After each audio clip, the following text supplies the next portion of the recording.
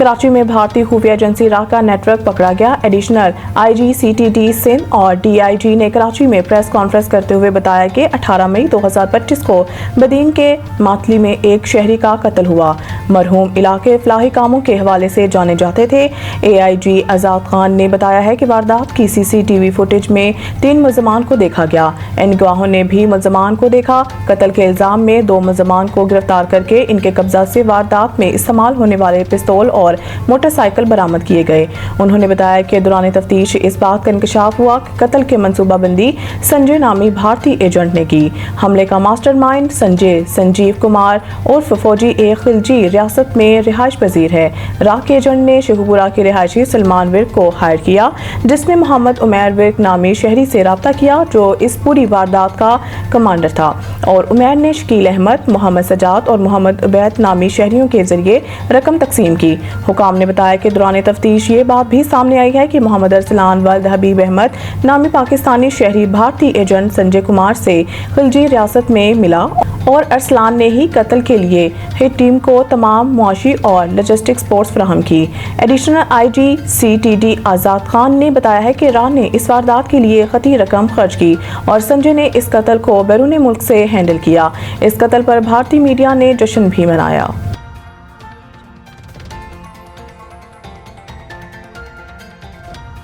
बलोचिस्तान की अवाम को दरपेश मसाइल के हल के लिए सिविल मिलिट्री ताउन और मुश्तरका कोशिशें नागज़ीर हैं। फील्ड मार्शल इस दौरे का मकसद मौजूदा सिक्योरिटी सूरत हाल का जायजा लेना, तरक्याती इक़दाम का मुआयना करना और बलोचिस्तान के इस्तेहकाम खुशहाली के लिए अस्करी सिविल इदारों के दरमियान हम आहंगी को मज़ीद मजबूत बनाना था। इस मौके पर वज़ीर आला बलोचिस्तान, चीफ सेक्रेटरी बलोचिस्तान और दीगर हुकाम भी मौजूद थे।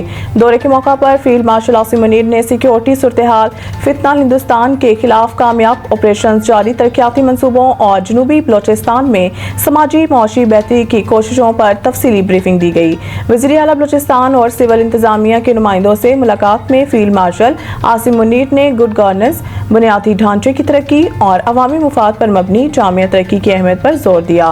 उन्होंने बलोचिस्तान के अवाम को दरपेश चैलेंजेस से निपटने के लिए सिविल और अस्करी इदारों के बाहमी ताउन को नागज़ीर करार दिया और जनूबी बलोचिस्तान की समाजी मुआशी तरक्की के लिए हर मुमकिन ताउन की कीनदहानी कराई।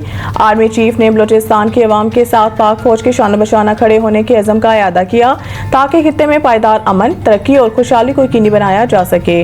उन्होंने कहा कि बलोचिस्तान के अवाम को दरपेश मसाइल के हल के लिए सिविल मिलिट्री ताउन और मुश्तरका कोशिशें नागज़ीर हैं।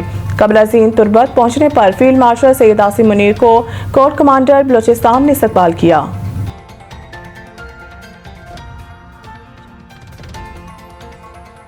बांग्लादेश ने 1971 के बाद पहली बार पाकिस्तानी हुकाम के लिए वीज़ा की शर्त ख़त्म कर दी। गैर मुल्की मीडिया के मुताबिक बांग्लादेश और पाकिस्तान के सफारती और सरकारी पासपोर्ट रखने वाले अफराद को अब दोनों मुल्कों के दरमियान सफ़र करने के लिए वीज़ा की ज़रूरत नहीं होगी। मीडिया रिपोर्ट्स में बताया गया है कि नोबेल इनाम याफ्ता डॉक्टर मोहम्मद यूनुस की क़यादत में बांग्लादेश की अबूरी हुकूमत ने बाहमी वीज़ा इस्तिस्ना के इस मुआहदे की मंजूरी दे दी है। प्रेस सेक्रेटरी शफीक इस्लाम ने ढाका में न्यूज़ कॉन्फ्रेंस में बताया कि बांग्लादेश के 31 दीगर ममालिक के साथ भी इसी नौयत के मुआहदे मौजूद हैं। इस मुआहदे के तहत पाकिस्तानी हुकाम को भी बांग्लादेश में वीज़ा के बगैर दाखिले की इजाज़त होगी और ये मुआहदा 5 साल के लिए नाफिज अमल होगा।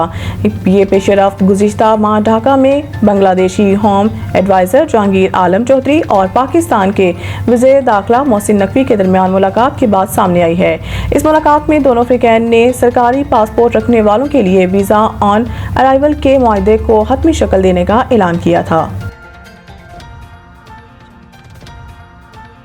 मुल्क भर में बिजली का यकसा माहाना टैरिफ लागू करने की मंजूरी। इस्लामाबाद वफाकी हुकूमत की जानिब से मुल्क भर में यकसा टैरिफ के नफाज के हवाले से बड़ा पॉलिसी शिफ्ट सामने आया है। वफाकी काबीना ने कराची समेत मुल्क भर के लिए यकसा माहाना टैरिफ एडजस्टमेंट लागू करने की मंजूरी दे दी है।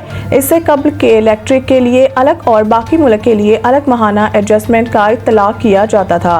वफाकी काबीना ने इक्तिसादी राब्ता कमेटी के 19 अगस्त के फैसले की मंजूरी दी है। फैसले के तहत बिजली की कीमत में माहाना एडजस्टमेंट मुल्क भर के लिए यकसा होगी। फ्यूल एडजस्टमेंट में कमी या इजाफा दोनों सूरतों में मुल्क भर के लिए एक जैसा होगा। बिजली का बुनियादी टैरिफ और सहमाही एडजस्टमेंट कराची समेत मुल्क भर के लिए यकसा लागू होती है। नए फैसले के तहत माहाना एडजस्टमेंट भी सहमाही और बुनियादी टैरिफ की तरह मुल्क भर के लिए यकसा हो जाएगी।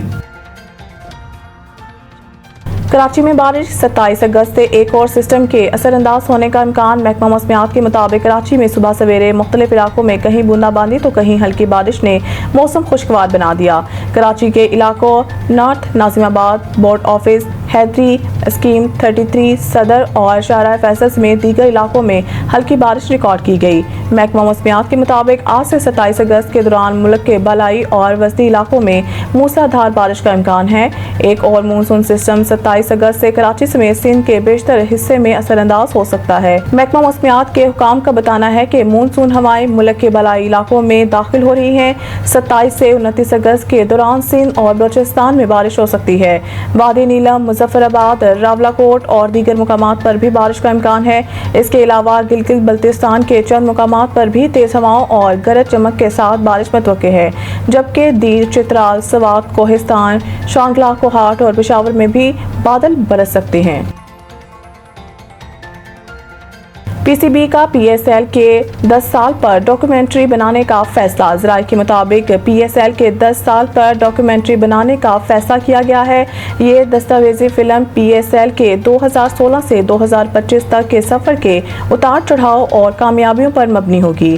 ज़राए का बताना है कि डॉक्यूमेंट्री पीएसएल के दुबई से पाकिस्तान मुंतकली और गैर मुल्की खिलाड़ियों को लाने जैसे चैलेंजेस पर बात होगी। ज़राए के मुताबिक डॉक्यूमेंट्री में कोविड के दिनों में पीएसएल को दरपेश चैलेंजेस और इन मुकाबलों का भी ख़ुसूसी जिक्र किया जाएगा।